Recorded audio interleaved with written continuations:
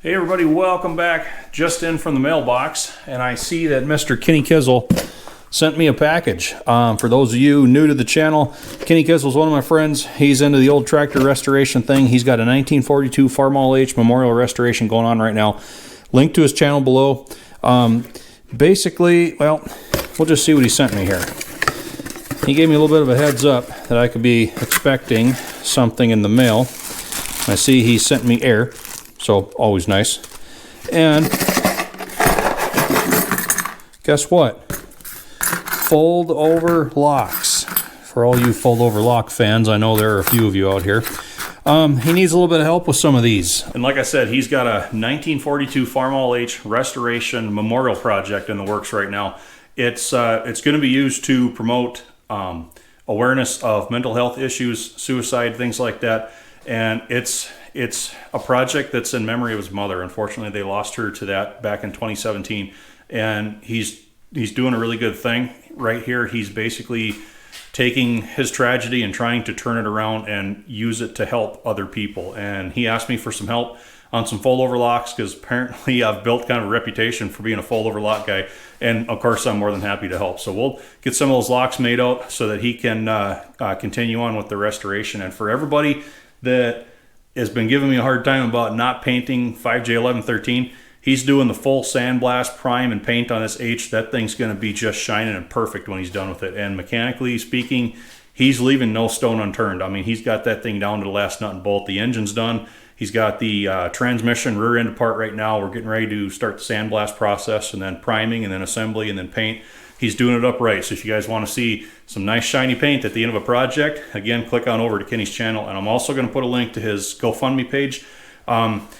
He's trying to cover the cost of the restoration with the GoFundMe. And as anyone has ever, for anyone that's ever got into any kind of in-depth restoration, you will know that the bills add up very fast. And he's actually, from talking to him, he's already put more into the tractor than what the GoFundMe's generated. But he has a goal in mind. And anything left after the tractor is restored is going to go to the SAVE Foundation. That stands for Suicide Awareness Voices of Education. And he's going to use the tractor once it's done to, take it out to shows, go on tractor rides, parades, stuff like that. But there's going to be suicide awareness stuff with it. There's going to be a donors board for everybody that contributed to the project. And he's trying to turn his tragedy into something positive, and he's trying to help others with it. So very good cause, very good guy. I'm more than happy to help out myself. So now that that's out of the way, let's start making some locks. So looking at what we got here, we have these 6, which are all the same, and I believe they're going to be for the shift rail guides. Yep. And then this one should be belt pulley. Seems like it's about the same thickness as those, but these are flywheel locks, and I can tell just by picking them up that these are a little bit beefier. So let's see what these are here first. Oops. Get my tool out here, and we'll see what the gauge is on these things. I'm expecting that's 18 gauge, all right. And we'll just make sure the belt pulley is the same. 17's loose. Yep, that is also an 18. So we've got this piece here. This is what I've been making a lot of my Caterpillar locks out of. That should be, yep, that is 18 gauge. So we're good for material on those. So now these, I know they're going to be a little bit thicker. So let's just see. 16 gauge on those. I knew they were a little bit thicker. So went down to the local steel shop this morning. Picked up this scrap for $1. Can you believe that? They love selling their scraps. So that should be, yes sir, 16 gauge. So that's the material for these.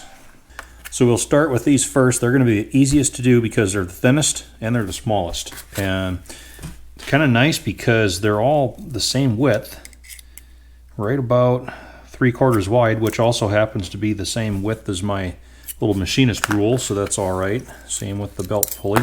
Oops. That one's, yep, about the same. So it's going to be pretty easy. We'll just scribe that out real quick. I'll use the ruler as a guide.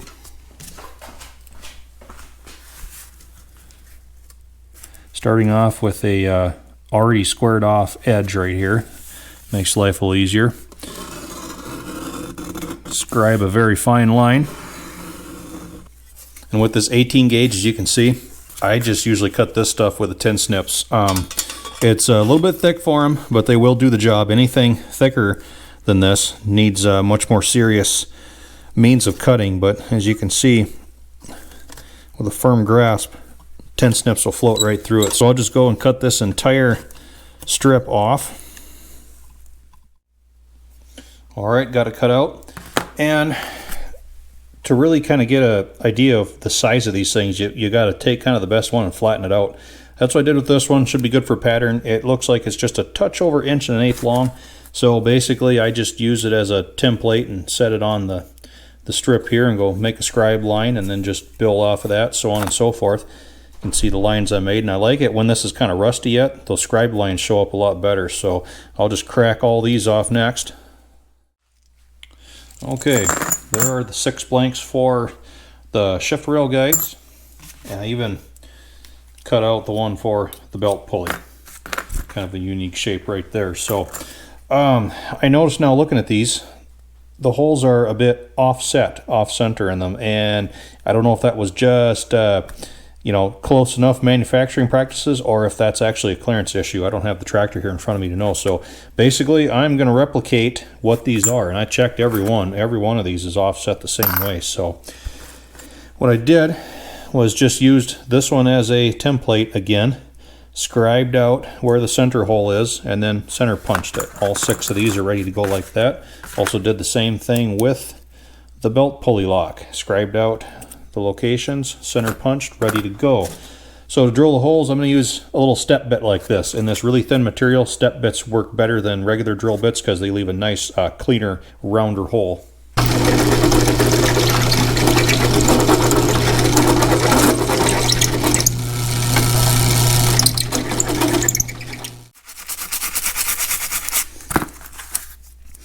There we go. Clean them up a little bit. New ones are in a line right here, and like I said, we had a little bit of an offset on the through hole, so I pretty much matched it just the way the old one was. They're pretty much carbon copies of those. We got the belt pulley lock done as well. Pretty much matched that one right up, right to dimensions, so should be no problems with proper fit. So separate the old ones from the new. That's done. Next step now, we'll tackle these flywheel locks. They're going to be a little bit more involved, but I believe I have a plan. So here's what I'm thinking. I'm going to start with this inside radius first, since that's going to be the most difficult part.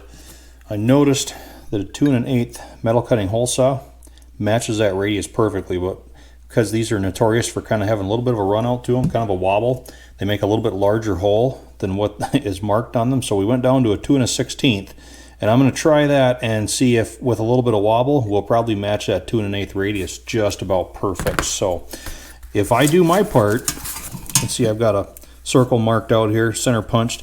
If I do my part, I can pop that hole out right there, and I'll be able to get 2 locks out of that one hole. We'll see how well that turns out.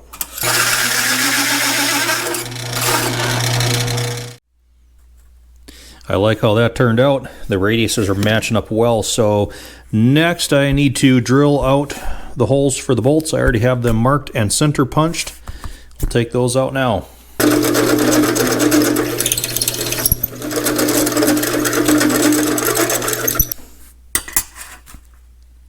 Just doing a check, and looks like we're still fitting up well. So just got to cut them out. We're going to try out the bandsaw here, just set to feed really, really slow because it leaves such a nice clean edge.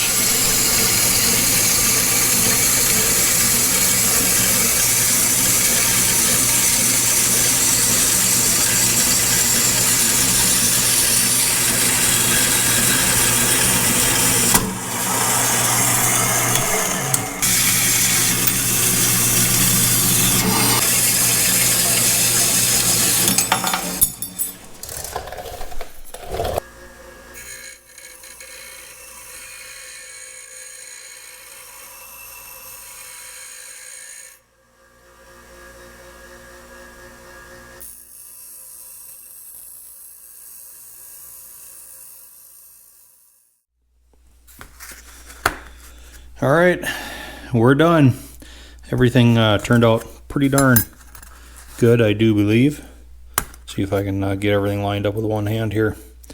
Everything is as close to an exact match as I can possibly make it. Now, they look all right, but, you know, these are handmade, so there's no way that we can replicate, you know, the consistent, mass-produced, absolute, you know, perfect copies of everything like a machine can. So there might be a little bit of fitting and filing that has to be done to get these things to fit really, really well, but they're pretty much carbon copies of what you sent me, Kenny. So did about the best I could do. And on the belt pulley lock, I did kind of just pre-bend the corners for you so that when you put the bolts in, you got something you can grab onto and give you a little bit of an assist to get those tabs folded up. That's always handy on those flat ones. Ask me how I know. I've buggered my share of those before I learned to do that. So, all right.